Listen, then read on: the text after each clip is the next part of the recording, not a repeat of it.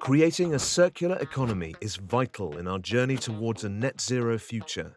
Switching to renewable energy is not enough on its own.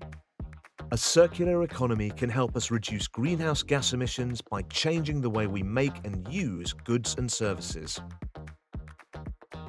The Circular Economy Innovation Network is creating a collaborative community that works together to optimize circular design, to extend the use of material and products so that embedded emissions are spread over time,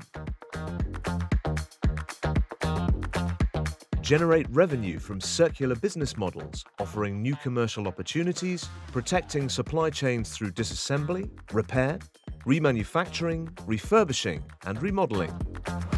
Enable circular recovery of products and materials before they become waste, considering how to maximize them at both end of use and end of life.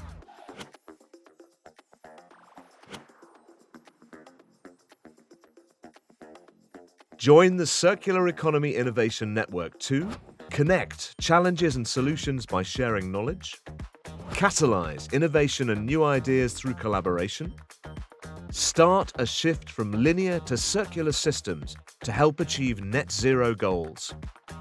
Sign up